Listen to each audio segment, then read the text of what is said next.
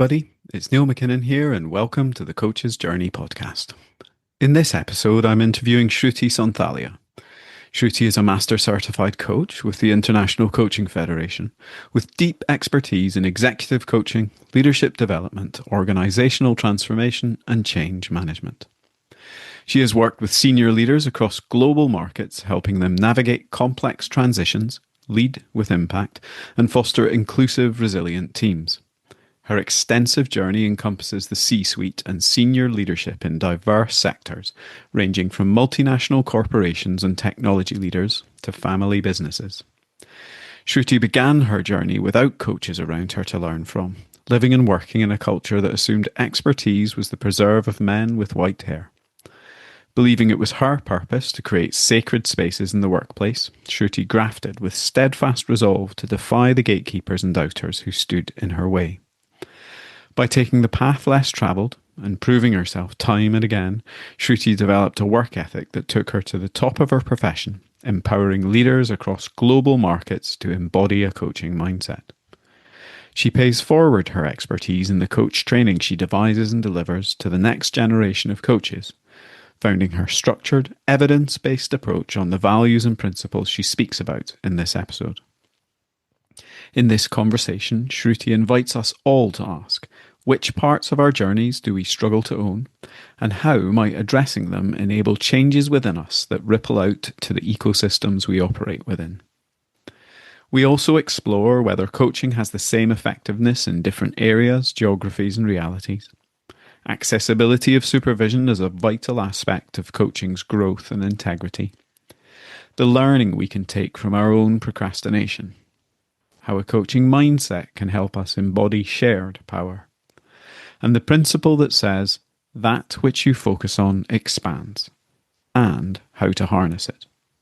It was enormous fun having this conversation with Shruti, and I hope you enjoy the episode.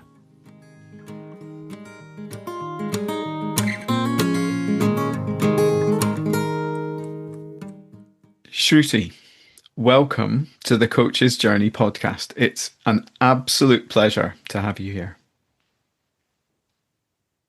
Thank you, Neil, for the invitation. And it's such a delight to be spending this time with you. So thank you. You're very, very welcome. You are, without question, one of my favorite people on the coaching scene. I've been really looking forward to this recording, and I have some expectation of the fun we might have together in sharing thoughts and exploring the world of coaching. I really like the fact that the expectation is around fun and no more.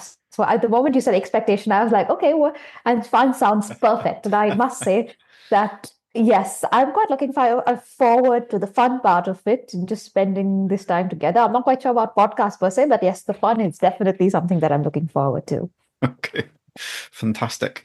So I think one of the things I notice is that we have a good connection, and I don't just mean that in terms of internet connection, but I also notice that you're probably geographically the guest who's furthest away from me that I've interviewed. So where do I find you today? You find me in Mumbai, in India. In this moment, that's where I am. Yeah. And we first connected through our work together at the AOEC, an organisation committed to connecting with people all over the globe. And it's been an absolute joy to work with you over these last, I think now, couple of years, co-facilitating some programmes. And I wonder, rather than my or our usual question of where you first found coaching, I wonder if you might share some thoughts on where coaching is in your city right now, or perhaps in the country that you live in. It's just headline thoughts of what the coaching scene is like in India. Currently, it's a really booming space. So when I started as a coach, I don't it was people didn't understand what coaching was. And India has something called coaching classes, which is the equivalent of tutorials, after school tutorials. And that's what people predominantly understood when you told them you were an executive coach or a coach. But post-COVID, it seems to be a really upcoming profession with a lot of people considering coaching or getting into coaching. And that's the beauty, that there is a lot more awareness about coaching. Sadly, it's not a very, very regulated market in India.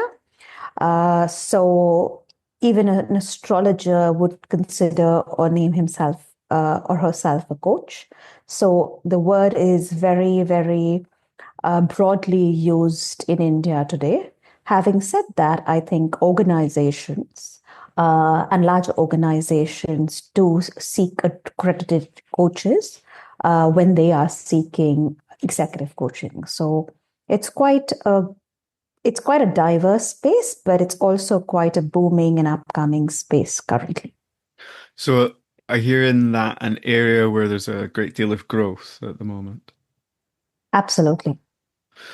And I also notice one of the areas that I'm particularly interested to talk to you about around regulation and around accreditation and the bodies that seek to professionalize the space. You are, of course, a master certified coach with the ICF, and I know from many of our discussions and also how you present publicly and online that you have invested a great deal of your time across your career in supporting the next generation of coaches coming up through education and through a structured evidence-based approach to coaching. And so I wonder, perhaps speaking to that, I understand the ICF does have a presence in India, and I wonder, what are your, perhaps this is a bigger question than one might expect this early in the conversation, but what are your hopes for the next few years as regards the structure, stability, and I hesitate to use the word regulation, but I guess professionalization of the practice of coaching within India? That's a really large one, Neil, because if I have to be transparent, it's not only coaching. I do believe that there is the entire profession, helping profession, that I would love to see a lot more regulation in. Uh, and it's maybe tangential, but like as a coach, to get professional indemnity is something that is a really big deal. And it's a very hard thing to buy because it's not an off the shelf product like it is in, no, some of the more emerging, no, more developed markets, I would say. It is really hard to get, for example, professional indemnity. And I've had like long conversations to try and get any sort of it. So overall, I would really like to see just this entire field of facilitating growth have more regulation, and it's going to be an interesting. I think there's some caution and some skepticism within me, if I had to be very honest. I'm very passionate about it, and there is a lot of work that I think some great people are putting in. Uh, I would really like to see more legal regulation around it, which I think will have a lot more, I think, impact and influence. Currently, the ICF is there, and I'm grateful for the regulation or the professionalization it brings in to India. And I do believe, as I was saying, given the large spectrum of people who consider themselves coaching, that there might be room for even greater ways to professionalize and regulate the industry. Okay, thank you. And I'm conscious I've started us off on a big scale macro level, and I have sufficient trust in our relationship and also in your depth of experience, knowledge, and awareness that I knew you would have a cogent answer right from the get-go.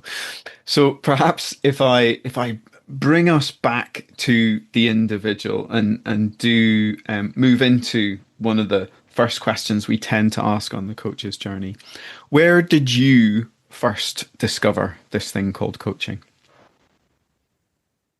Sure. And because we're talking about India, Neil, I want to check in if I may respond. I want to add one more piece about because we talked about ICF in India and come back to answering that. How do you feel about it? I feel good about it. And to clarify, because I'm at great risk often of using shorthand and acronyms that maybe don't translate to everybody. When we talk about the ICF, we're talking about the International Coaching Federation, a professional body in the coaching field based out of America that counts, I think now in the high 80s of thousands of coaches in its professional membership and has a presence in most countries around the world. So yes, please, what else do you have to share? One of the pieces belonging to the country I do, and having worked across multiple geographies, for me has been access. And one of the pieces that has been very close to my heart is experimenting with different forms of access. So, being part of the ICF Foundation, especially the ICF Foundation, is really focused on working at the intersection of change.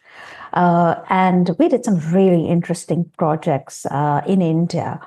For me, that was a really wonderful piece or experience because we did right from working with faculty who worked with differently abled no learners to a university that worked with 600 like we worked no a university in a tier two city that and we did a pilot with 600 students, and then we worked with another school where we worked with the entire faculty and teacher group and leadership of a school. And for me that was a beautiful experience because it really was my test, an experiment of does does coaching have the same effectiveness in very, very different areas, in different geographies, in different realities? And for me, that's been one of the pieces where I feel uh, it really helped me. Uh, I it really helped me appreciate the impact and effectiveness of coaching at the intersection of change. And we can talk more about it later, but for me, that's one of the, like ICF has many, many different layers and lenses, and I've been connected to it in many forms. But one of the pieces that's been really close to my heart is really putting together like what happens because there is very little research in emerging markets on coaching in emerging markets. And there's an entire paper that I put together around it because I definitely want more evidence of the impact of coaching in emerging markets. And that's a piece with the ICF, and especially the ICF Foundation, that I have a lot of joy in how we experimented with taking coaching to the grassroots in very different ways. Wonderful. Thank you for teasing that out. And I wonder, well, if possible, I'd love to put a link to the paper in the show Sure. notes if it's Yes, available. absolutely. Thank you.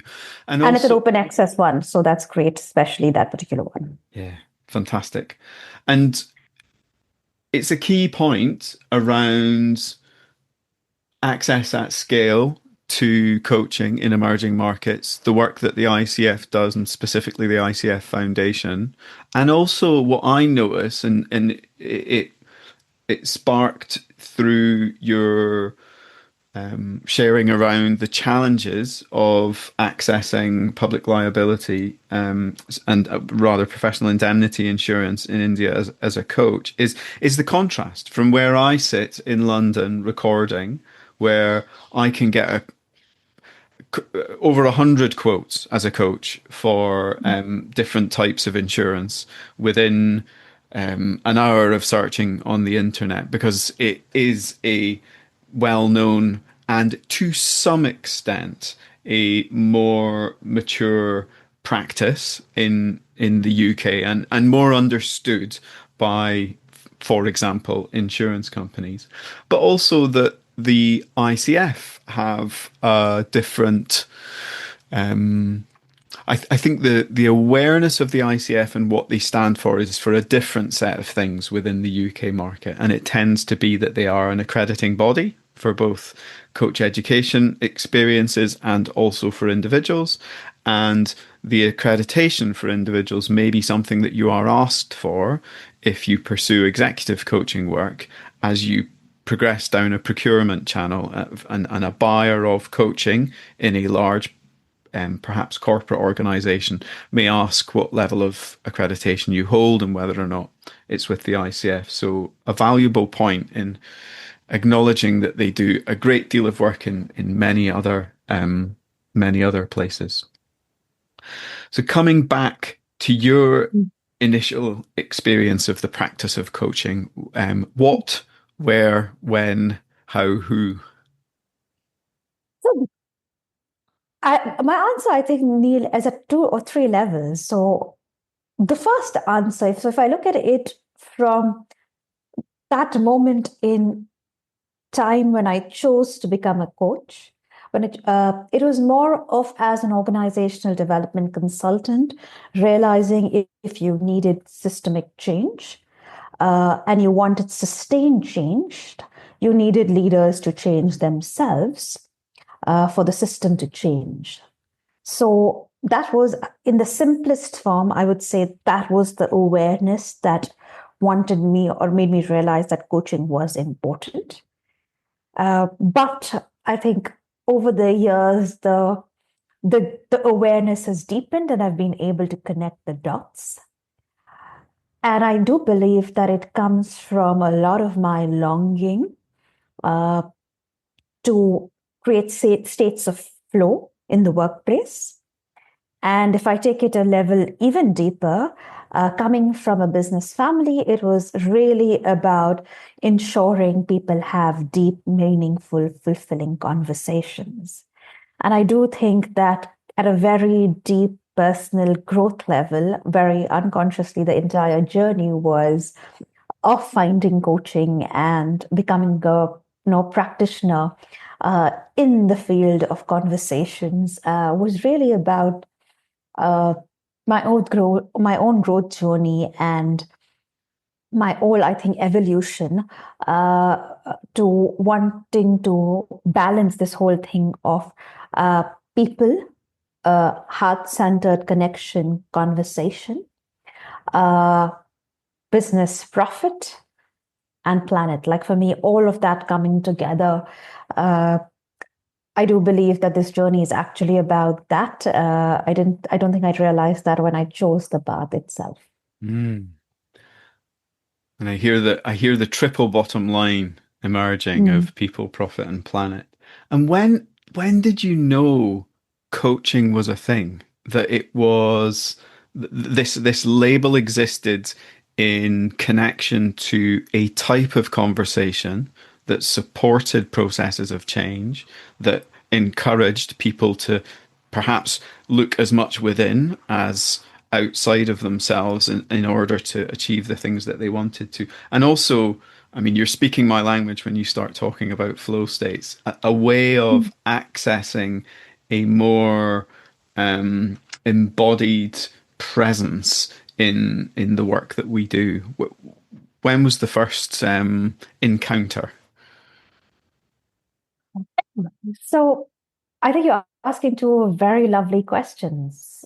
I I had a so I have to take you back a little bit about to my journey. I was a very unusual teenager. And even as a teenager, I was very curious about the purpose of life. So at 14, I think people have different questions. One of my questions was, what is the purpose of life? And it was not a question people around me really enjoyed me asking because I don't think people knew what to answer. And I can be quite persistent. So I persisted with that question for a really long time. And a lot of my journey felt like I would end up doing business and economics, and I was on that path. Then I stumbled upon sociology.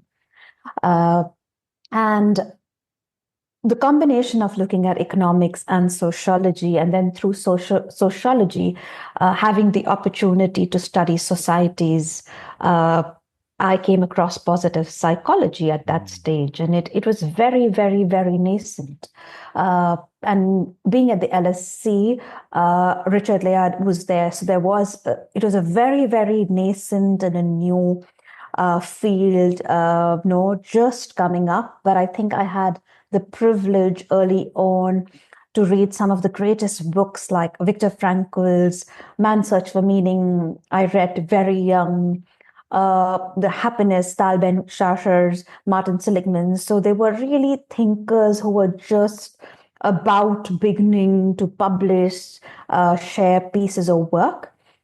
When I came across some of their work, and that was my first understanding. I do think I was already seeking states of flow and meaning, but it was my first formal introduction to this world. And strangely, I wrote an entire dissertation on the relationship between happiness and meaning. So yeah, that was and it was my journey was, I think, the other way around. So having known about that, it was like, okay, how do you now find real life application for some of these concepts? And that's where I came across appreciative inquiry, then organizational development, executive coaching. So there were multiple of these milestones that actually led me to discover coaching. Wonderful. If you were to explain positive psychology in 2 to 3 sentences, what would that sound like?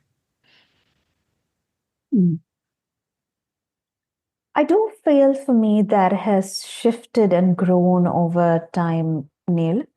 Uh, I also have to confess that the more I have seen life, I think I have a very different and a more balanced perspective of both the logical part of me and uh, the strengths-based part. But in a sentence, for me, the core of it, and it comes from, I do believe, an appreciative and inquiry touch is what you focus on expands, and really using that as a principle to focus, to grow, to learn, to evolve.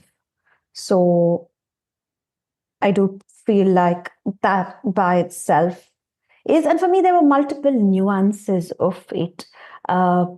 In my younger days, like I really loved some of the work that was there, that how beyond there were lots of statistics that was there, that how beyond a certain income your happiness does not increase. And one of the pieces of study that has stayed with me and really informed my choice to do the thesis I did was a comparison between, I think, a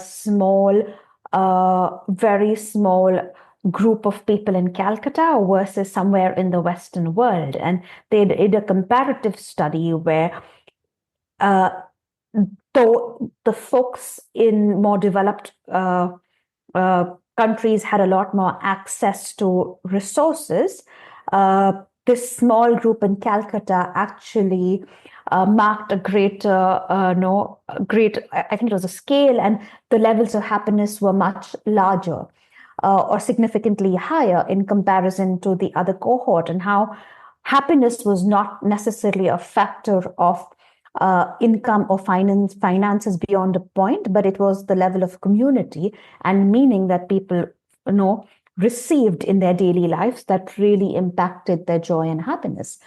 And that, I think, that starkness of that study has stayed with me, I think, for now a few decades at this point.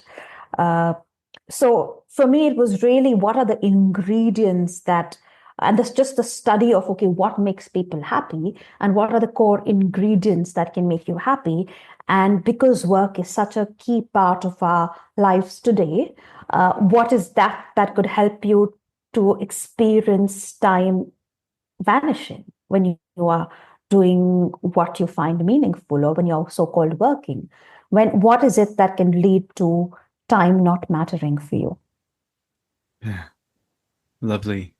And I want to touch back in on a couple of things you mentioned. So LSE, I know from our conversations that you spent some time studying at London School of Economics, and also Seligman, who many consider to be the godfather of positive psychology.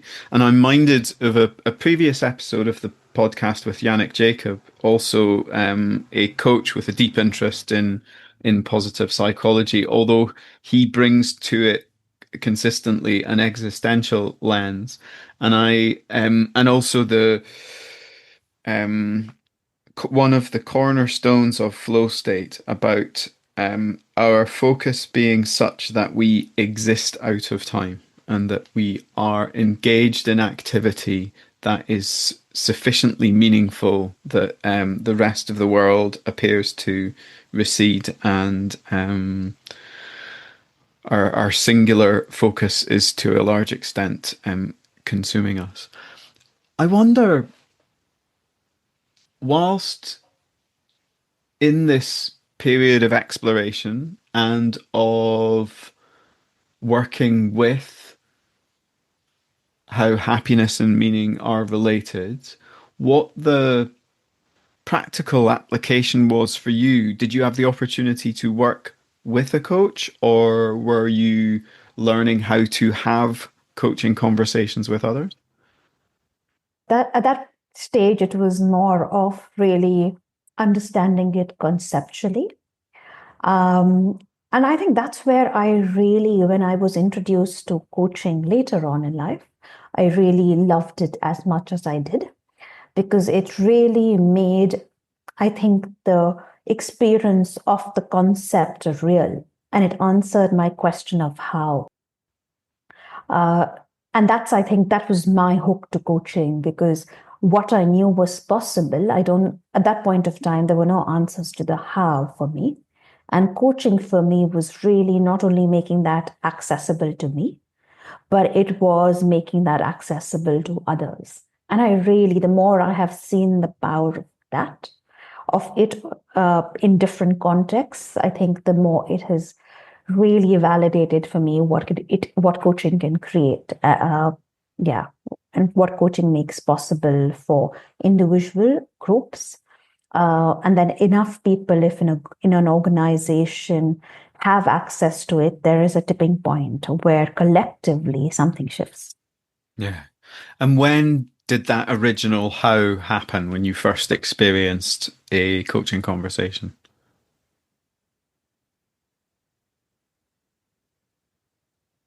So, if I when you say when did that happen, would you like me to share the experience of it?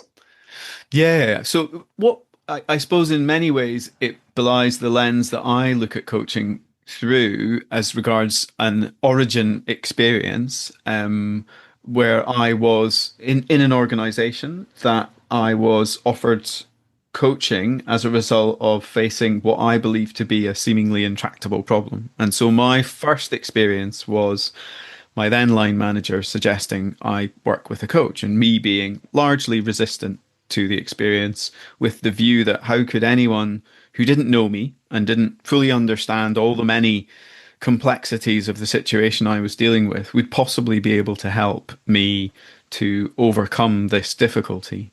And what made the experience particularly profound was that in most observable elements, the person that I ended up working with as my coach was different to me. She had a different ethnic background. She had a different professional background. She had a different current practice entirely as regards her work life, and many, many other things besides.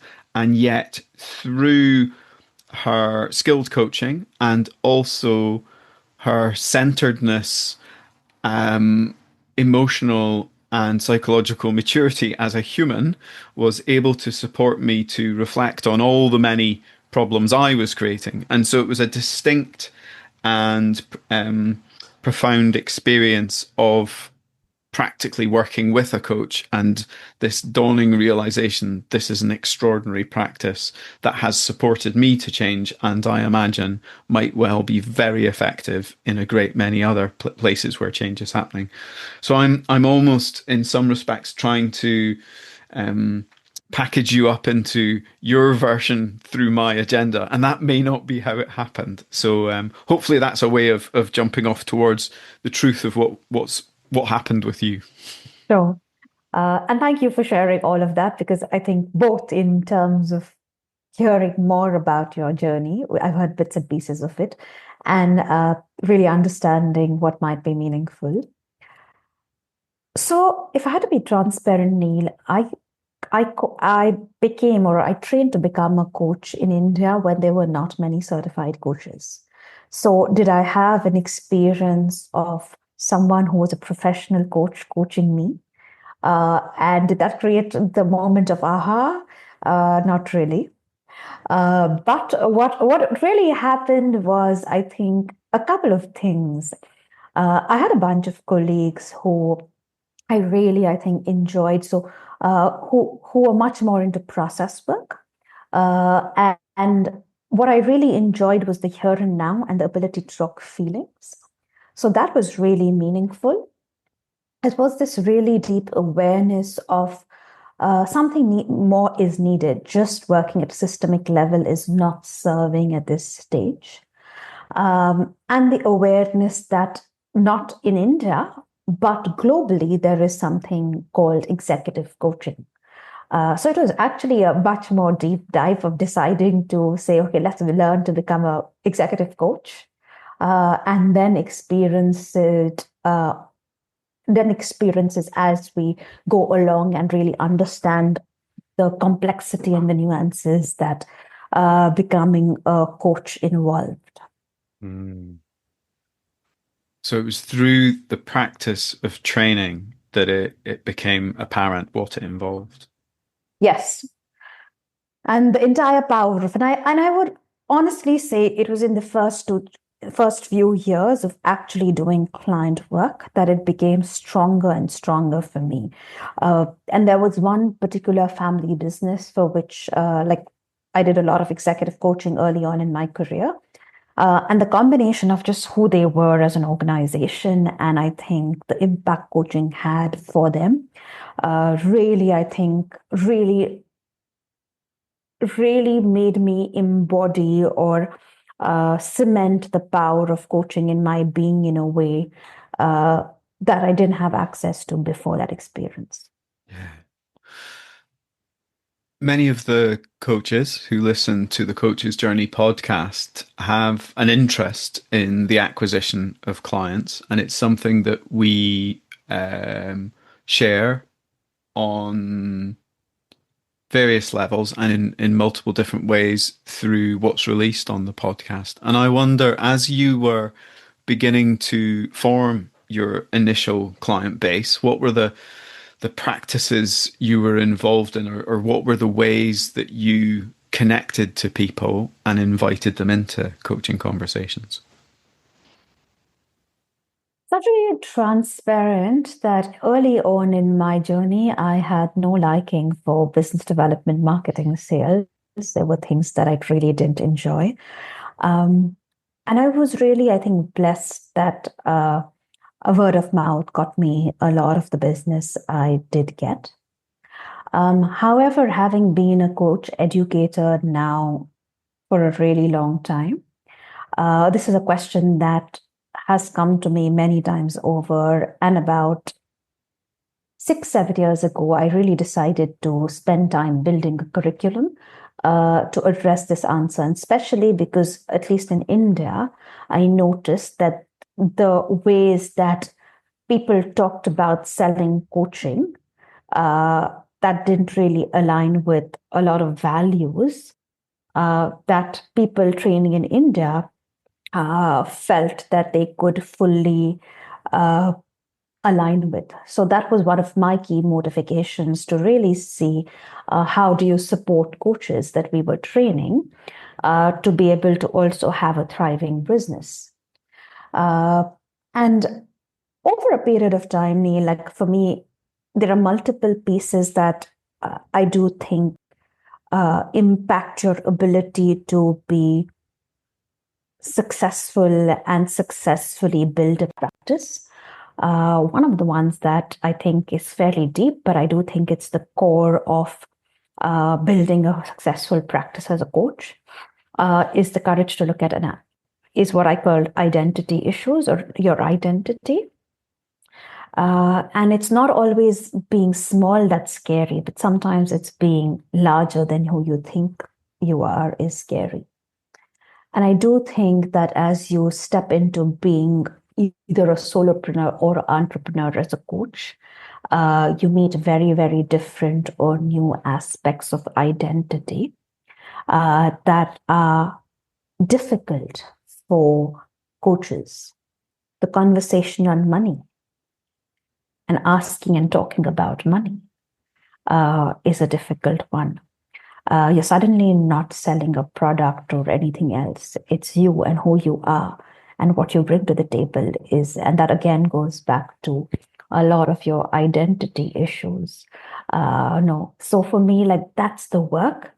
And it's also about really, really valuing your own life journey, your own soul journey, because I do think that really the more you can actually step back and see your story and own your story, the more you're able to truly identify your niche and the specific uniqueness or medicine that you offer to the world, and really build an offering from that.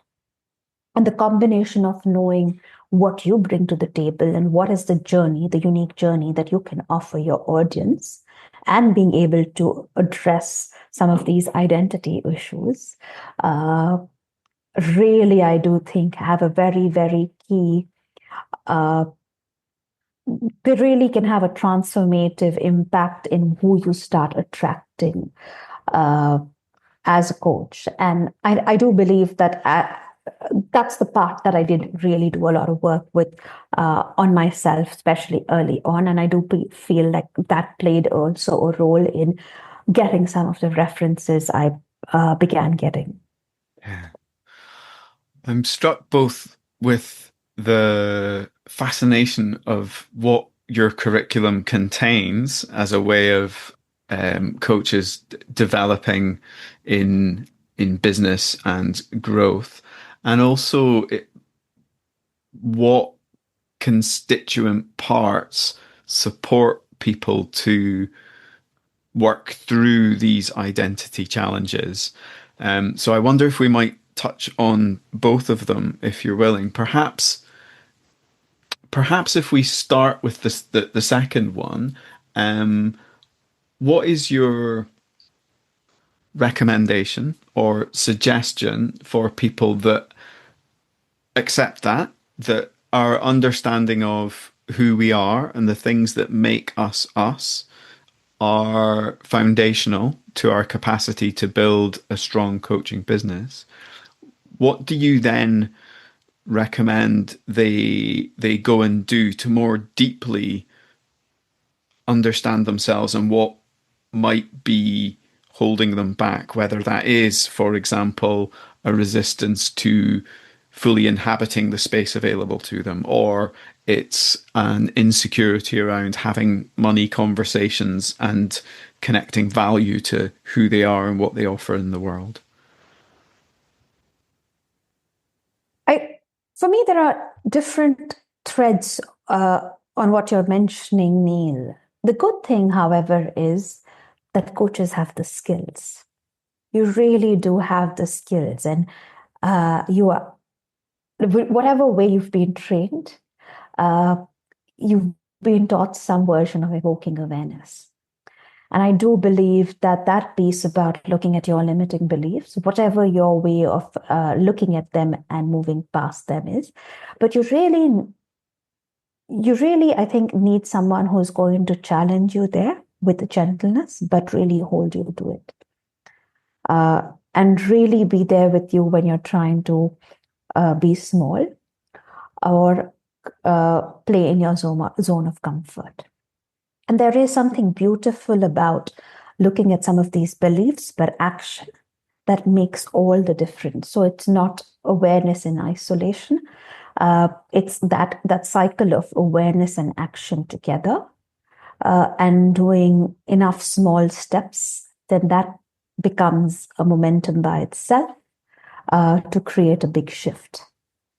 So whether it can, and there are multiple exercises that over a period of time that I have done, for example, with coaches. It's getting them to actually practice with peers, but also over a period of time with,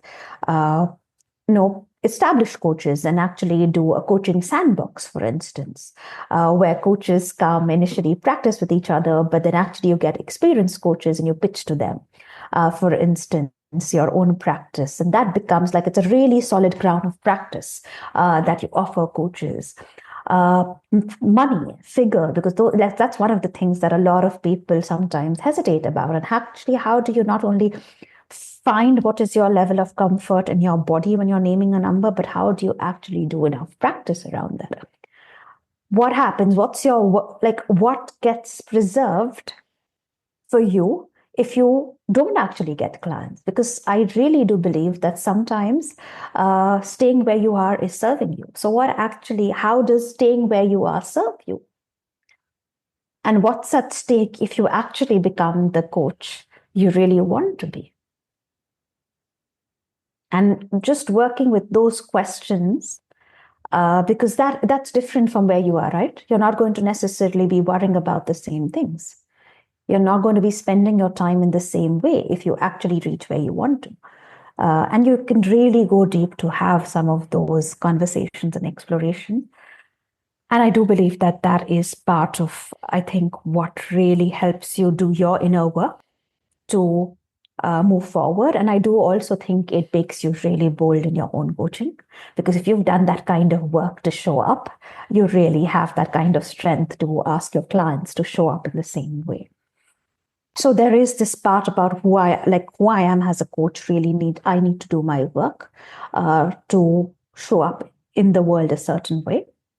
There's also the practical piece of putting effort to put yourself out there. And there are times, for instance, I've sat with coaches that actually got them to create brochures, so pre-COVID, like brochures and marketing materials. What would the proposal look like if you're actually pitching to an executive, for executive coaching to a large organization? Or what is your brochure going to look like if you're going to just offer one-on-one coaching? And what is your funnel going to look like?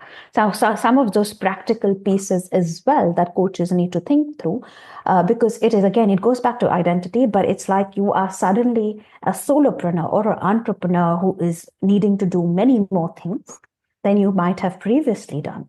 And how do you see and understand that this is going to require a certain amount of business development, a certain amount of marketing, a certain amount of business acumen? And how do you accept that is part of your journey as stepping into becoming successful as a coach?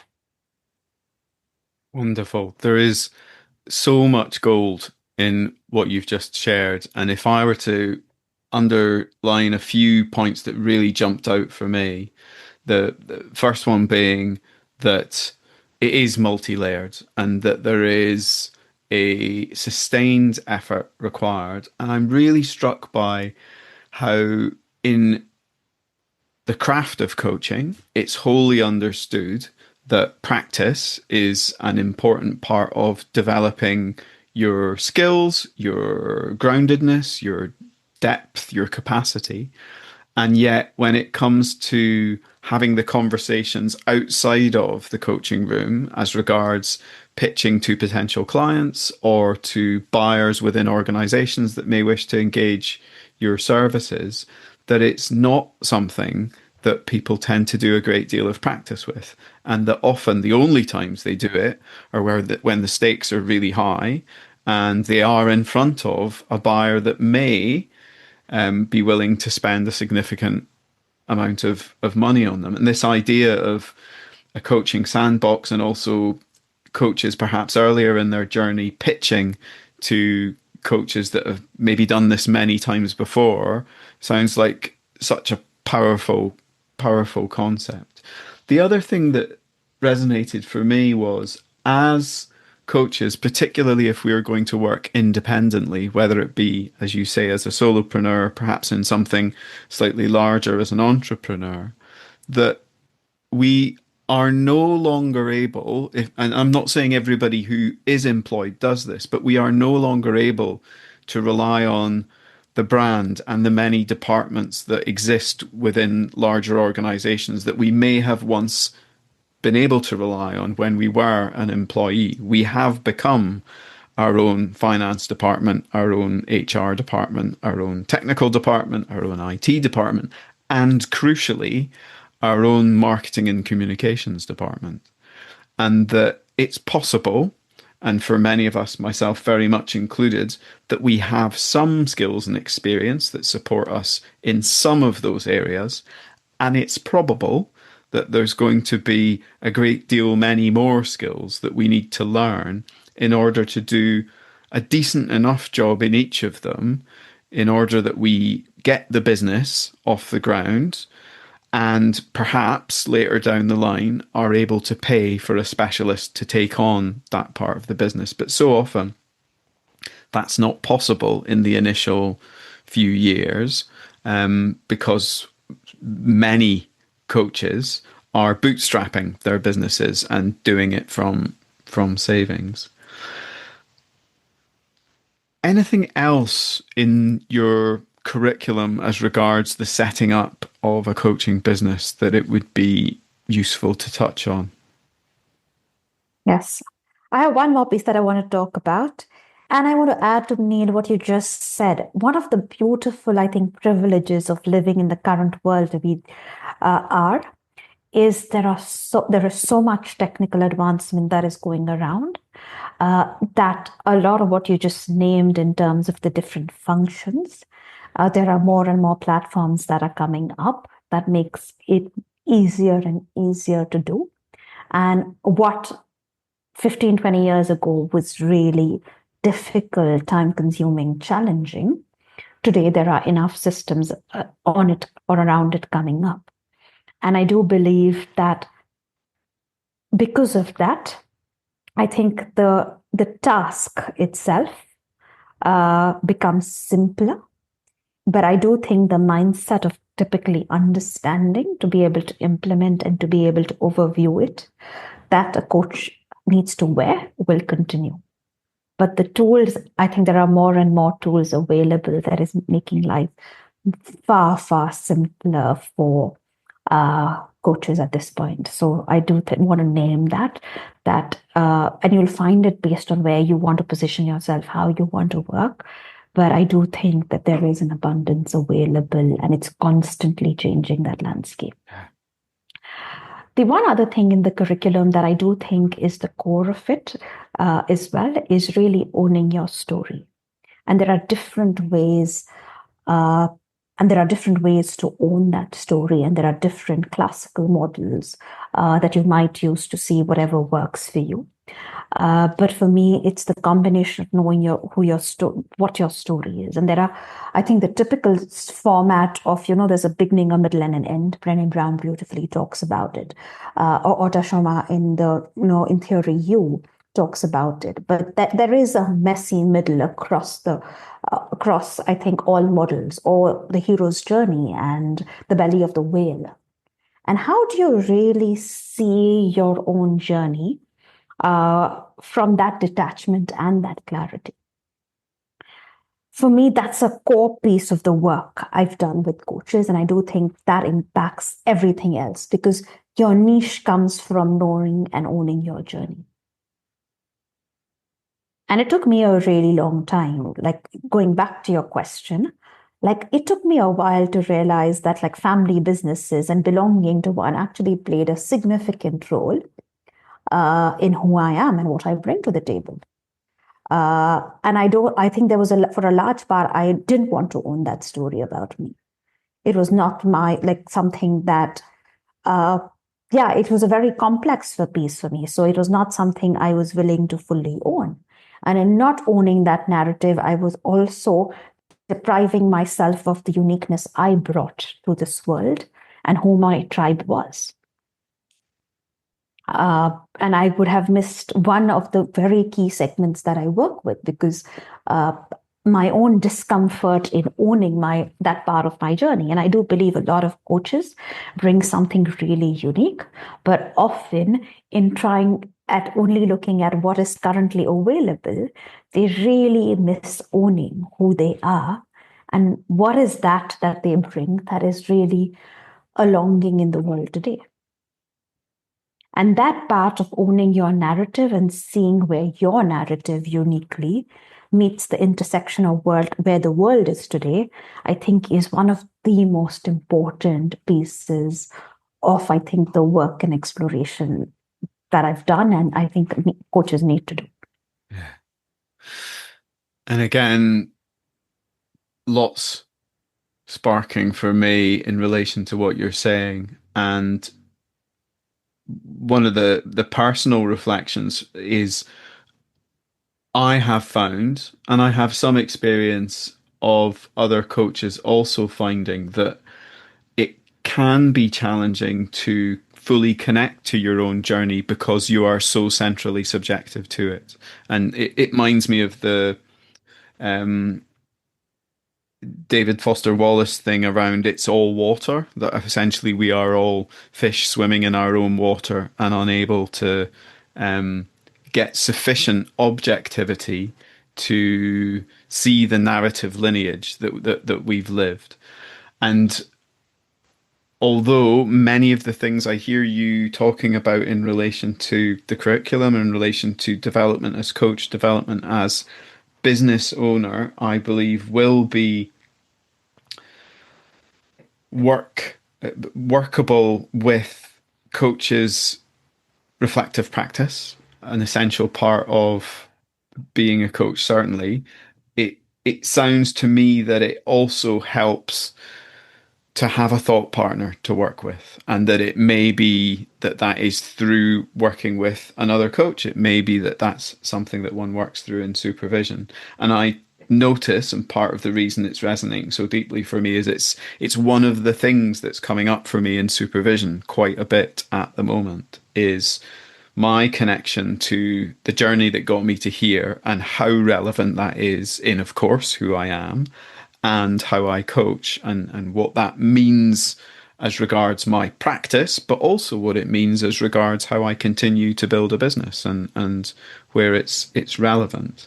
And I want to acknowledge that I believe we are both speaking at this from a place of not building in a consultative element to the coaching or becoming a mentor in the field that you have deep experience in, but rather that it materially informs your positionality as a human being, and that will be useful as you sit in the fullness of not knowing and support another to find their own answers, rather than it being a quicker route to give them the answers that you believe they should have. Absolutely. And I do think that I don't think the same answer can fit everybody, because I do think each of our gifts are so unique as a coach.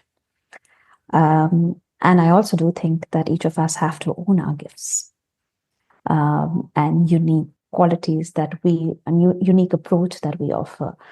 And that's why it's a piece of very personal work that each one of us has to do.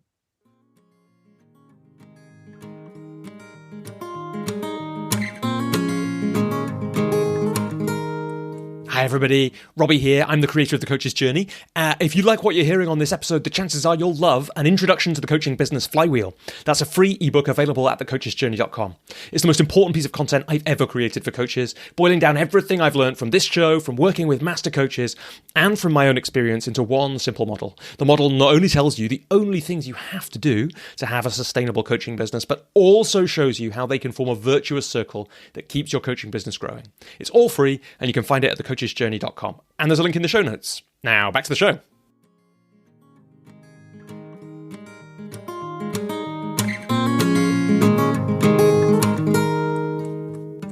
wonder if we might move on to coach training and the training in the practice. I know that you have quite some experience of that in India, and of course, as alluded to earlier, it's how we met through the AOEC. And I'm conscious that it was part of your work for a significant portion of your coaching career. And perhaps a way in is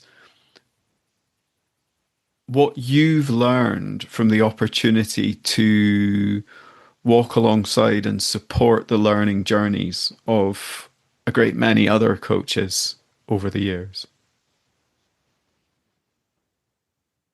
Firstly, I think I just want to acknowledge, like, I think at this point, I feel very humbled and very privileged because it's been a delight over, I think, the last decade to see different continents in how coach training is offered. And so initially, I worked with a North American company, and there's them offering coaching in Asia. And now, because of the AOC, it's Europe. And for me, I think just realizing that each continent has its own essence and its own needs. And it's customized based on the audience in very, very different ways. And I think that macro perspective has been very meaningful for me. So what are the elements that stay across that are similar, but there is a unique flavor to each of those geographies, or each of these geographies. And I think there are some things, like I said, remain the same. Like I do believe in a module 1. I've always seen people cringe and go like, this is really hard. What are you talking about? We've always been successful, like solving problems. Why are you telling us about this coaching mindset and the other person is whole and resourceful? And how do you expect us to not mentor and just ask questions? So pretty much, I think the majority of that sense of overwhelm, like what is going on? And all where its sorts of responses after a module 1, whether it's a 2-day one or it's a 4-day one, I think that has consistently stayed the same, the kind of response to the early part of the coach training journey that I've seen people have when they go through coach training. It's also like I do think that I have had the privilege of seeing very, very different genders, age groups, ethnicities, roles go through training. It's also like who they become at the end of it. And I do believe like that for me is also a privilege to having seen people on that module 1 to the end of it be such different people. And for me, I think it's that transformation of, oh my God, that was like also horrible. And I don't think I was going to stay that day out or that module out, to really talking about who they are and how they have changed. And not only typically do they change, but their ecosystem begins to change in different ways. And for me, that's what's most fulfilling, because there are pieces that are different, but that journey that people go through in meeting themselves and then people around them is such a beautiful and fulfilling one. Yeah. And I notice the theme reappearing around the systemic impact of the shift in the individual begins to permeate out into the places and networks and people that they interact with most. I know you have a particular interest in coach training as a leadership development solution, and I wonder if you might speak to that. Yeah, that's very close to my heart because I genuinely believe that embodying the coaching mindset is perhaps one of the key ways we can embody shared power in this world. And it will help us, or it helps us address some of the big challenges that we are facing today.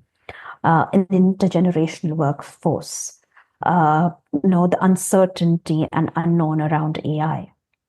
So a lot of challenges that we are facing with the kind of global turmoil that we're seeing and how to meet the uncertainty and the unknown. A lot of those challenges that we are seeing is supported by embodying a coaching mindset. And having said that this is something it's a conviction and a belief that I have seen grow over the years. And I actually did a research paper on the impact of coaching, of embodying a coaching mindset on leaders, on leaders' embodiment of power. So that particular piece has been something that at multiple levels has been important for me. And why I say that coach training as a leadership development solution, because I do think that the challenges that we are facing today, a coaching mindset for leaders would be enormously supportive in meeting those challenges just where they are.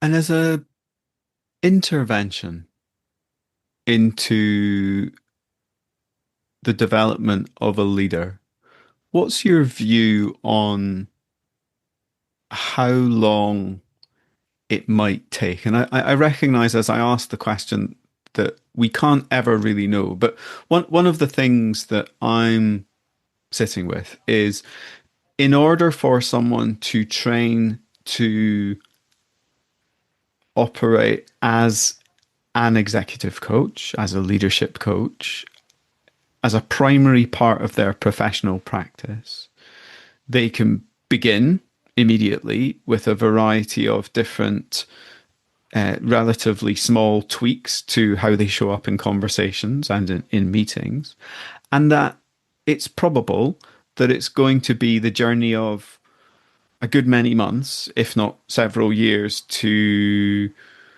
unfold into what's necessary to work as to fully hold people in a coaching space over the course of significant change. And yet, I too, and I appreciate you may disagree with that, and please do if that's how you feel. And I also am wholly aligned that embodying a coaching mindset is likely to be of benefit to leaders in the vast majority, if not all contexts, and certainly to those whom they lead.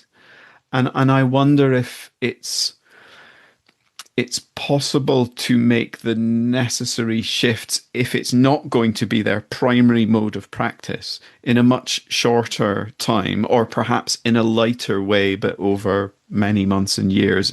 I guess the real question that sits behind it is, I notice leaders are busy. They want things to happen quickly.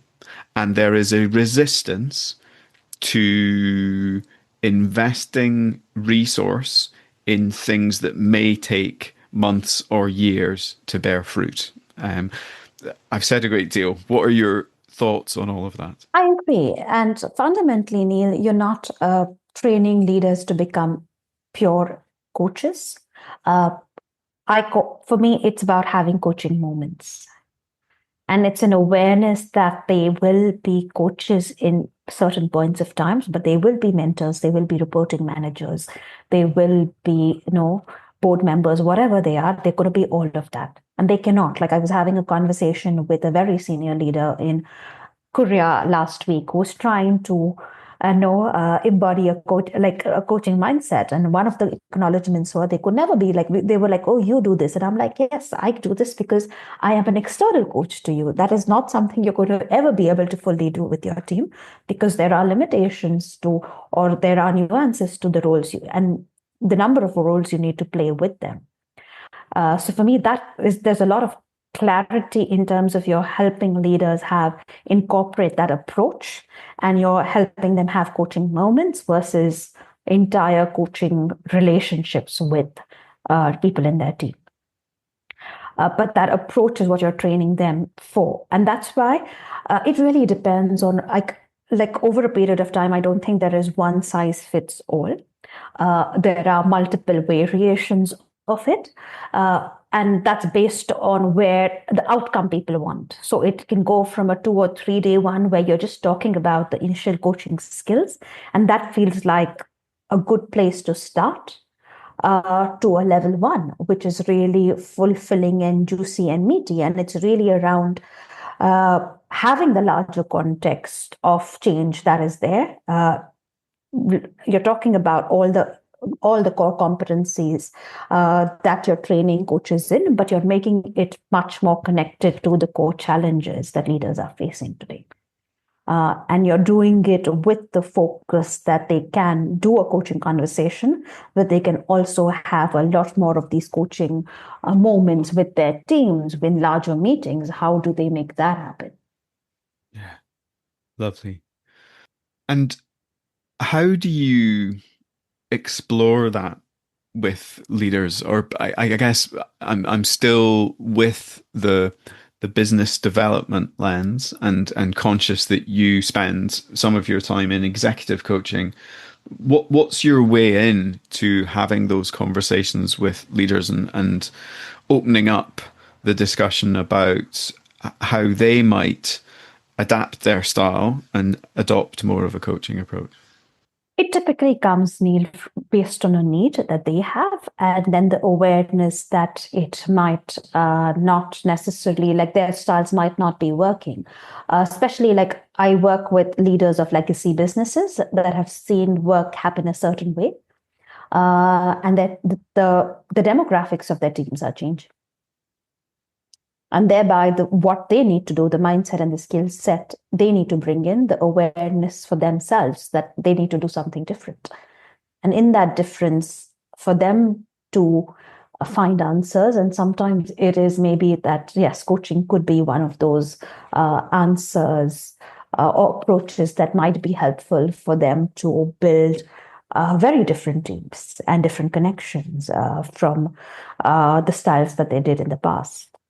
It also depends, like, for example, legacy businesses, and especially India or Asian countries, have a lot more power differential or power distance. And that is changing with a more and more multi-generational workforce. And therefore, if you do not want to continue to have the same kind of power distance, what are the new approaches that you need to really bring in to build more connection across generations? And that's why, for instance, a lot of awareness that they bring in, that mentoring might not work the same way, because that mentoring also has a certain power differential. Versus coaching might be a more beneficial approach for them, but also for the people they are working with at this stage. Yeah, I hear it. It comes from a need. One of the other areas that, and please excuse my somewhat non-linear style of guiding our conversation, because I'm both following my interest and areas that I know that we've touched in on previously that I love to explore your thoughts on, because I know they're so rich. I know you have a great interest in women in leadership, and I wonder if you might be prepared to speak to that a little. Yes. It's something that's both a joy and a piece that I grieve about, sadly, a lot. Because, Neil, sadly, I don't know whether it's a leader in Australia or someone in Singapore or someone sitting in Denmark or someone sitting in Mumbai. Sadly, some of the conversations are similar across the board on what they are grappling with. And a lot of my coaching has been predominantly individual and some amount of team. I haven't done that much of group coaching in the past, but I do believe that going forward, that seems to be, just going back to the guiding principle of access, that seems to be a really important one for me. And this thread of seeing women, and I think there are specific segments of women that I have noticed, and it's just such a reoccurring theme that I noticed that one of my questions is, how do we really address this issue? And how do we address it in a way that it's accessible?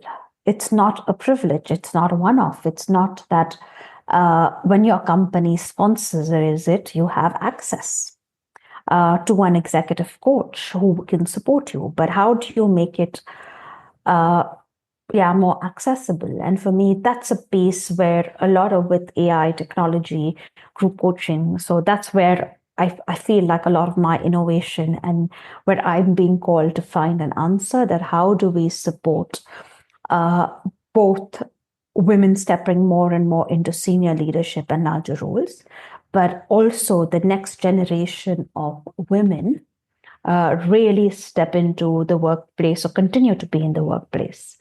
And especially, for example, in India, there are lots of women from tier 2 and tier 3 cities, even tier 1 cities, who are in the workplace for the first time. They have not had their mothers be in the workplace. And you possibly are from a tier 2 city in India, working in a metro, working with MNC. So the kind of cultural change that you are navigating a few years into your career, when you really you have an opportunity to grow, is significant. And one of my questions that I really want to find answers to is, how do we make something available and accessible to that group of women? Because I do think that they will really define the narrative for future generations of women. And this is somewhat putting you on the spot, so feel free to push back. I wonder, where are you up to with having a working version of the answer to that question as regards increasing the access to executive coaching for women that are in leadership or are perhaps on their way to leadership in their careers? I think, innovating and there are different iterations on the way. And I do think, so I'm going back to what I said transparently. I think we all need to work with our identity issues every time we are in the cusp of something. And I notice myself procrastinating in times, and that's a great indicator that there is something deeply uncomfortable about this new level of identity that I need to step on. So I think I am more and more acknowledging that there is some inner work for me to do to really complete this process of ideation and manifestation. Yeah, there is something for me to look at there, because I do feel like I have significant amount of clarity, but there is something about the discipline and the rigor that, I'm not fully committing to at this stage, but I really hope that is going to be different, because it's a really important part of, I think, the legacy I would like to leave behind and see in the world.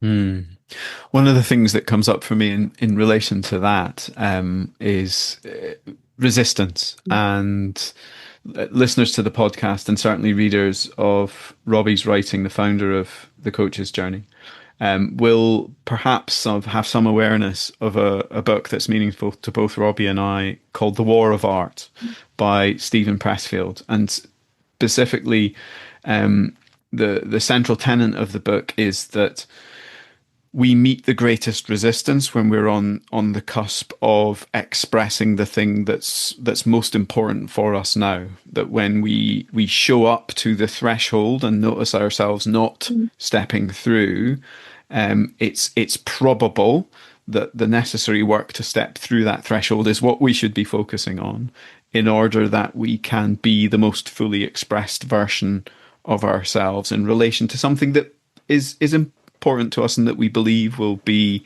of value to others. So thank you for sharing that openly and transparently. Another area that you and I both have a great interest in, and I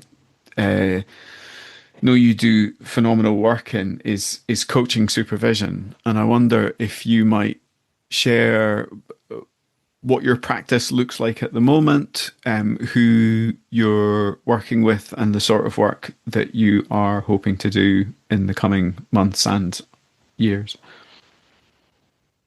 So there are two parts. I think, Neil, what you just mentioned about Robbie and the book really struck for me one of my favorite lines in coach training, and something I really deeply believe in as a coach as well. And it comes from like my understanding of IFS and the paths work. And that's what's in the way is the way. So really sitting with what's showing up and even the resistance, because my sense is there is a protector there trying to keep you safe, but only to the choice of methodology might not be useful in this current reality. And connected to supervision. Supervision for me is systemic. It really is about seeing the whole and helping the coach see the whole in service of the client. Not only, and for me, it's both your whole system as a coach, but also the client system as a whole, and what happens when they come together. So being systemic, I think, has become a really large part of who I am. And whether it's your inner system, so the work of, for example, IFS that talks about your inner paths and protectors, or it is more external and collective. I think both play a really important part in, I think, how I see and how I approach supervision. For me, if I jump in there, I'd love to hear, again, putting you on the spot, a working definition from you of systemic, of how you might explain that to somebody who's a coach, but that where that term is new, in order that they have a handle on what systemic means. That's a big question, Neil, and it has I don't think I have a simple answer to that, because systemic for me in different contexts means very different things. And I'm going to use possibly something I use as an organizational development practitioner, but we talk about multiple layers of context, and we really do a lot of work with clients on what are the different contexts. And for me, systemic is really that.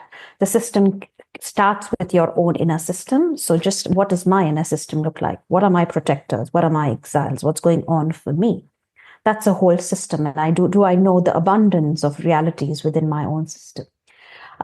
Because I do think multiple realities exist today. I think we've all been taught about believing in one reality, but I do think that at all levels, there are multiple realities, including within ourselves. And how do you truly become aware of that abundance or that multiplicity within you? Starting right there to the first system that might be impacted or you might be choosing to address with your coaching. So it could be as simple as your team or the whole organization or the larger ecosystem, or even the global terrain that you're working on. And it means very, very different things to different leaders. So I don't think there's a simple answer to that. But that awareness that the person sitting in front of me is not an island, and whatever he is working or she is working or they are working with has this really more complex set of human beings, intersections, groups, aspects that come along with them, and constantly being curious about them and curious to how they impact the client's presence, agenda, being, and how the client's actions also impact them, is really, I think, the awareness you hold. And there's something also about the client sometimes being able to zoom out and see where they rest in that larger, the larger landscape of things, or the larger ecosystem. And often that itself gives a lot of clarity. So 3D mapping is like one of the pieces that I have found as a human being very useful, but I also find in my practice as a coach that's very useful. And people, like, there are multiple ways and names that it's called, but there is something about externally mapping the reality, especially if you're working with multiple stakeholders externally, and then trying to look at it from different perspectives. And there is a clarity that I have uh, consistently notice it create. Mm. And so, in relation to supervision and supporting coaches to attend to the various systems they operate in, what is your practice? How might one work with you in supervision? So I have to acknowledge that a lot of it so far has been very responsive. So if you reach out to me and I would be, yes, either I have space or I don't have space, or you're a bunch of people and you create that group and ask me to supervise it. So those are the formats that have worked or what I have chosen to do so far. But towards the end of this year, I think I have officially going to start offering a few groups to people. So it's easier and they are not, it's again going back to access, that how do people at different stages of their journey have access to affordable supervision versus just finding it really difficult to have for themselves. So I think it's going back to that principle of especially coaches at different points in their journey, how can I support, or how can I partner with them in what that next step looks like? And based on that, there are more open supervision groups that I am now committing to offer. So that's the one piece that I think is new on, that's going you'll see a new development around. So another development I've been following and reading about on your website is Ruko, and I wonder if you might share what's happening there. What is it, and what are the plans? Sure. Suruko is my company. I predominantly do a lot of work in India and Asia, uh, no, through it. And actually, that's not, predominantly do a lot of work. And let me start by telling you what Ruko means, because it took me 2 years to come up with the name. And it's the combination of two words, Ru, which means soul, spirit, essence, your core, and co, which means company, container, co-creation. And just going back to everything that we talked about, purpose, meaning, positive psychology, states of flow, the word Ru came to me right away, but it felt incomplete. And it took me about 2 years for co to come. But there is something so powerful, for me at least, in those two words coming together, because co brings in the element of groundedness. And for me, that's what Ruko really offers, that partnership of doing really deep, meaningful, visionary work. But it's very grounded, it's very anchored in partnership, and it's very, very practical as well. And that combination of being able to do really audacious, trailblazing work in a way that's contained, in a way that is grounded, and in a way that's based on shared power, is, I think, the essence of Ruko. And it predominantly does a few pieces of work. One is it works with organizations. So a lot of work with organizations, whether it's executive coaching or helping leaders embodying the coaching mindset, or a lot of work on organizational vision and culture. That's one very, very key, and that's one very key pillar to the work Ruko does. It also offers a lot of promoters, directors, senior leaders, individual coaching. If they do, especially with a lot of family businesses, promoter directors, no second, third, fourth generation family businesses, it offers that, and some founders of companies based on it. So we make choices there. And coaches. So helping coaches in their journey forward. So it doesn't do it does supervision. It does other programs to support coaches moving forward on their journey.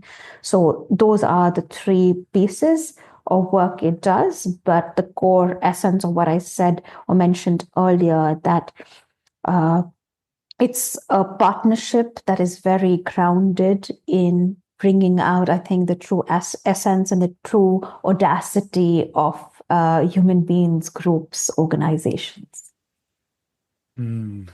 Lovely. And what I notice is it collects together something I know that's really important to you around this power with rather than power over. That I witness it as an organization open to partner with, to walk alongside, as opposed to helicopter in and do things. But also that because of your deep experience over the decades you've been operating in this way, that there's some wonderful case studies there already of the work that's been done that supports, I guess, grants provenance to the things that you offer. So often I read companies that offer leadership support, that offer organizational development, and it's hard to get a sense of what sits behind it. And I have a real sense with Ruco that there's a great deal of evidence and rigor that sits behind what you're offering.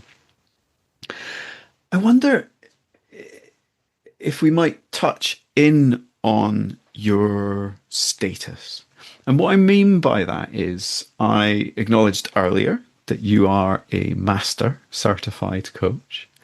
And I imagine mastery may not be a term you're wholly comfortable with, so we could investigate that. But again,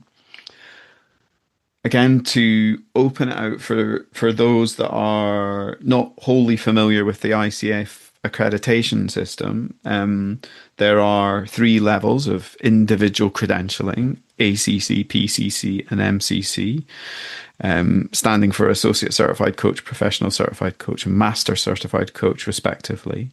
And that each one denotes a level of greater experience, perhaps greater capacity to support people from a place of depth and self-knowledge, and also a significantly larger number of hours of flight time as a coach. So my understanding is, for ACC, it's a minimum of 100, with PCC 500, and for MCC 2,500, which strikes me as quite a jump. And I'm conscious that you've been MCC for quite some time. So I wonder, ask a question, Neil. The question would be, what comes up for you as I say all those things and you sit there with your MCC title? Sadly, Neil, I don't have like much of a juicy response to it. It's just something. How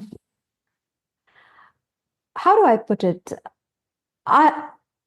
So for me, I've held credentialing, I think initially on my journey very seriously. And I think as I have journeyed, it's become lighter and lighter in the way I hold it. I also see the value of it, given initial conversation of my desire for greater professionalization and regulation. So that's where I have a lot of respect for what it offers and brings in. I had my own journey to reaching a place to apply. And I think for a large part, and it took me a while to agree to decide to not continue renewing my PCC and finally eventually apply for my MCC. Uh, and I've had friends and colleagues really like kick my ass saying, just you need to stop doing what you are and being ridiculous about it, because I pretty much had everything in place.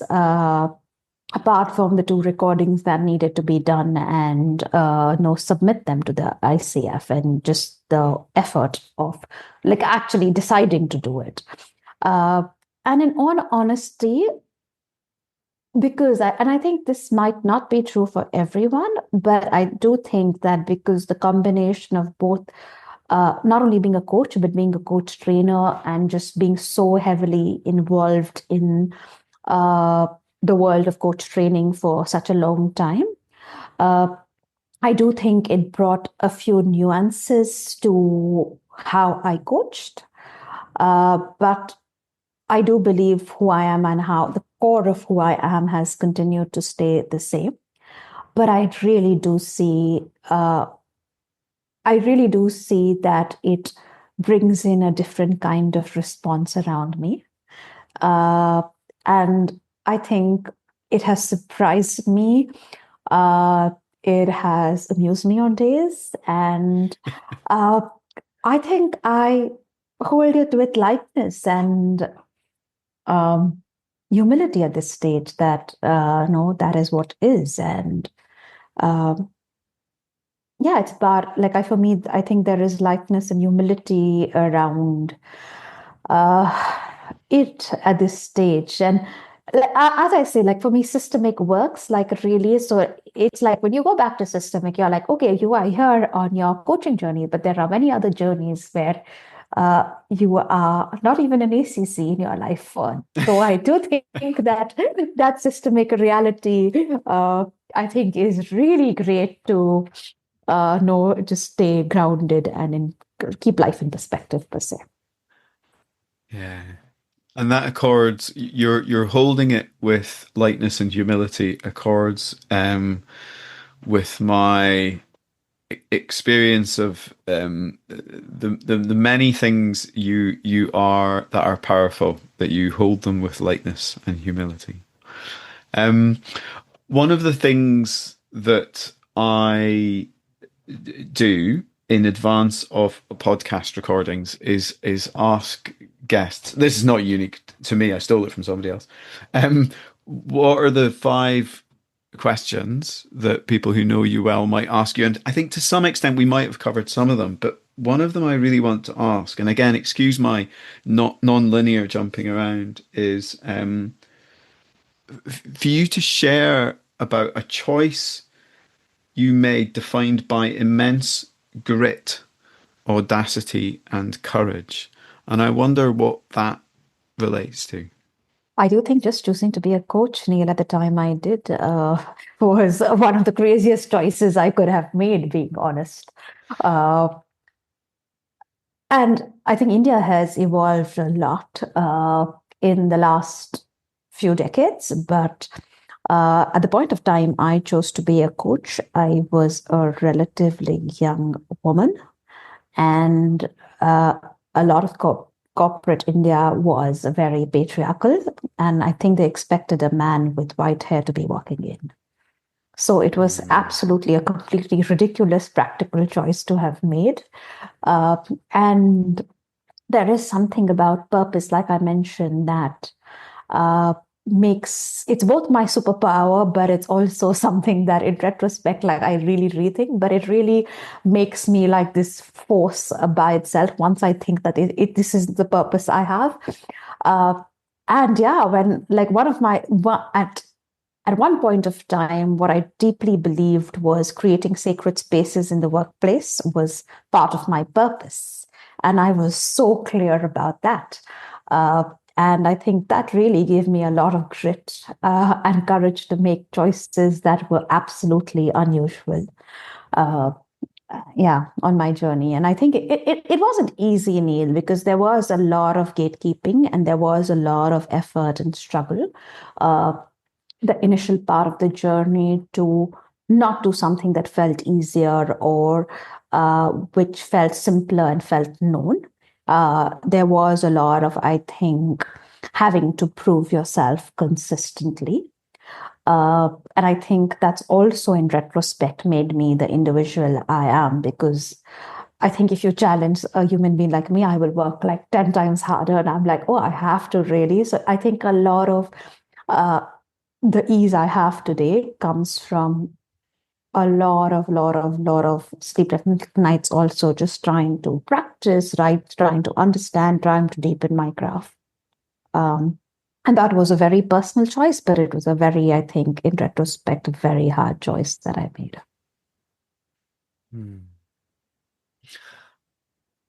I feel compelled to ask, as you sit here now, was it the right choice?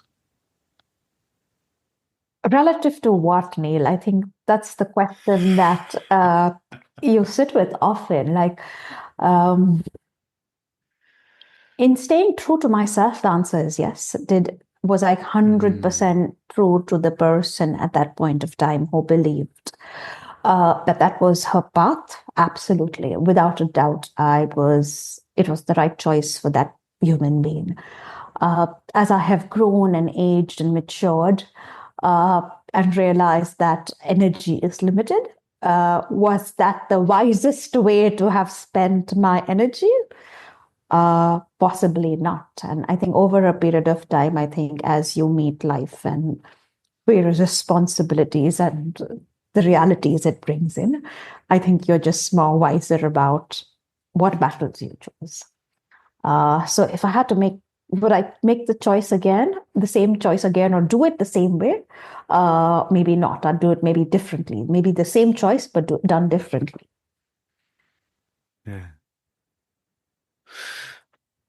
And in some ways, that's a segue perhaps into the final phase of our conversation. We'll see. You've already shared some powerful guidance on how coaches might develop their craft, might develop their businesses in relation to the work on themselves, in relation to how they get out and connect to the wider world. I wonder from this place of being decades into a coaching career, from a master certified coach who has these various areas to their practice, what else can you share that would be useful to coaches perhaps in their first 1, 3, 5 years of their journey as practitioners and as people working to make an income from this practice? I think finding your why. And I know in the last few decades, it has its own jargon and it's got connotation, but that's what's really helped me on my journey. Like, I had a very clear sense of purpose of why I was doing that.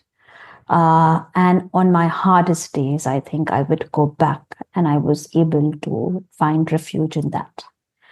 And I do really believe that I don't by any means consider it to be an easy journey.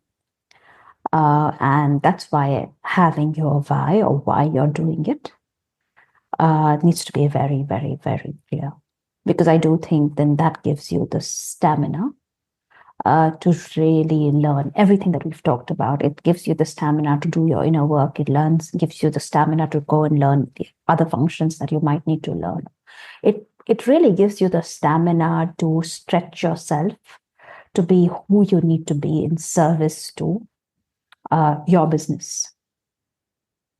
And that needs to be really clear, because we need to stop coming in our own way to where this needs to then go. And I do think that clarity on your why becomes that anchor to allow the river to flow. And it's strange, like the moment I'm saying, one of my favorite metaphors that has always like really helped me. One of my teachers used to talk about it, but it's like only when you have strong riverbeds can the river fully flow. And that's where that's the combination of both structure and flow. And for me, that's where it is. Do you have strong enough river beds on this journey that's going to really allow you to flow and find the direction of where this river needs to go? But you need those. And that means, when I'm saying this, it's multiple levels. Do you have a discipline? Do you have consistency? Do you have support systems? Do you have that understanding of what's going to help you move through it, what your why is? And just ensuring you have strong river banks on this journey will do almost like anything and everything for then your brilliance to flow through fully.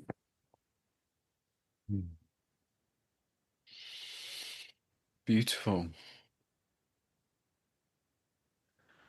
And I'm also sitting here at the end, or towards the end of this extraordinarily, what I've found to be an extraordinarily enlivening and powerful conversation, hearing more about you and your journey. And I'm conscious that in some ways I've done a poor job of accessing one of your superpowers, which is your capacity for appreciative inquiry, for powerful questions, for holding space for exploration. And I wonder what might we touch on as a way of closing, or what questions might you ask as a way of offering further reflection to people? And it could be that you've already given the provocation in finding your why, but my experience of you as one of my teachers and mentors is a extraordinary ability to facilitate further thinking and reflection. So what comes up for you as I offer that? Two things come up. I'm not quite sure you're going to enjoy the first one, so you can absolutely reject it. But I think the first part of what you started with about how, I'm not even going there. Neil, what are you celebrating about the extraordinary to our conversation that we've just had? Well,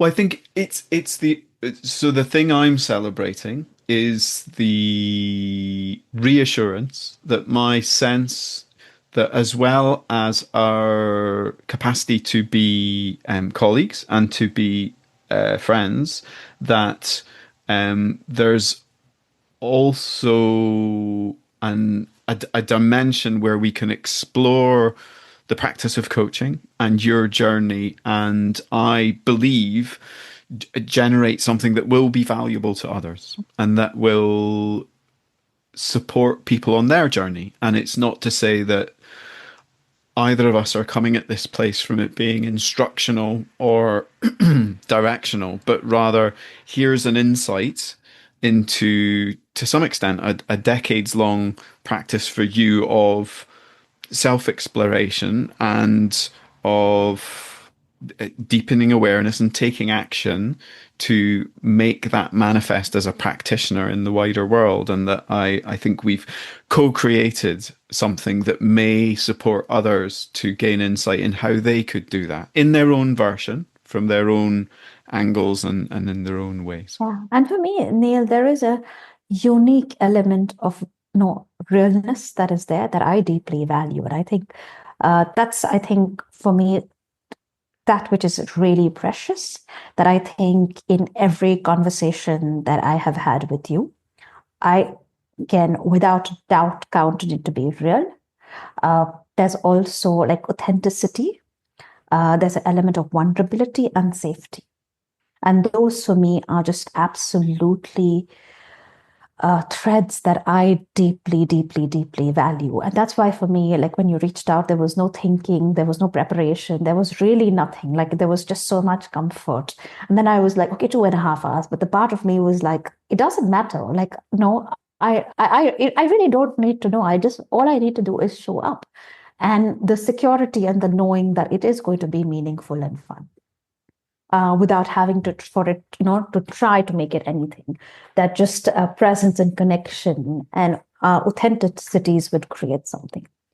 And I think that's I think maybe the same thing that I have to offer to coaches on their journey. That for me, there is something incredibly powerful about being true to yourself and being honest with yourself.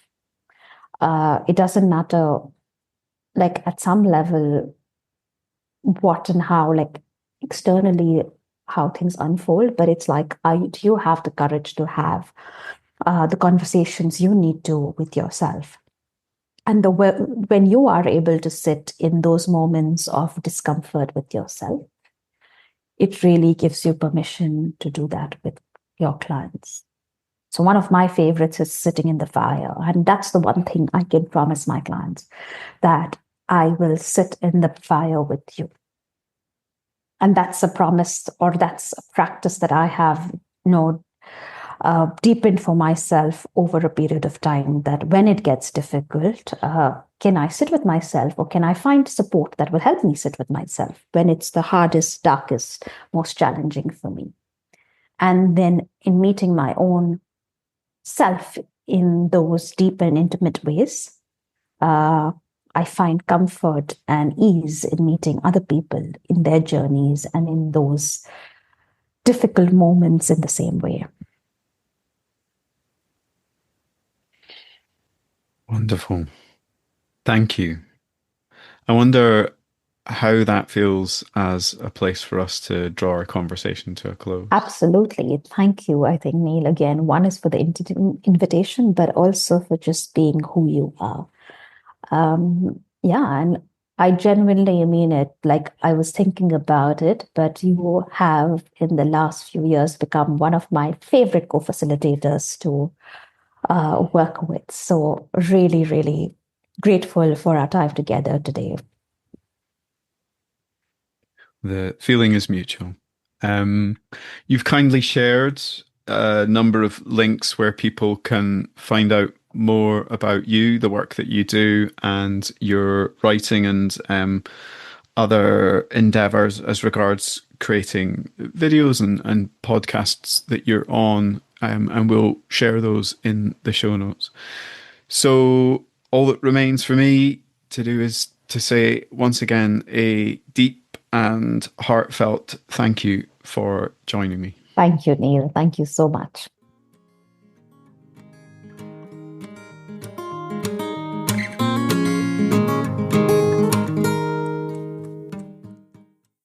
Hey everybody, Robbie here. I'm the creator of The Coach's Journey, and I've just got a few quick things to share with you before you get on with the rest of your day. Thanks for getting all the way to the end of the episode. I'm imagining that means you think the work we're doing is important and valuable. We think so too, and if you loved this episode, I want to tell you about two other things I think you'll love. The first is my free ebook, An Introduction to the Coaching Business Flywheel, which you can get at thecoachesjourney.com. It's my attempt to boil everything I've learned from my years supporting, coaching, and interviewing coaches about their businesses into one simple model containing the fundamentals of any sustainable coaching businesses. These are the only things you have to do to have a sustainable coaching business, and the things that if you don't do them, you can't have a sustainable coaching business. And you can get it for free at thecoachesjourney.com. And also, you might be interested in the Coach's Journey community. All the host team have been members of the community at different times, and it's my flexible, affordable group coaching program for coaches. You pay £20 or £100 a month, and you get access to a certain number of group coaching calls each year, plus some one-to-one time with me if you're a full member, and various other benefits. And of course, you get the chance to be connected to other amazing coaches on their own journeys. You can join the community at thecoachesjourney.com/community, and there's links wherever you're listening. Thanks so much to everyone who's supported the Coach's Journey over the years, but in particular, thanks to Alex O'Neill, Alex Whitten, Alan Bedding, David Norris, Jessica Jem, Mike Trugman, and Nikki Marsden for your ongoing support. Thank you too for listening, and we hope to have you back with us on the Coach's Journey podcast sometime soon.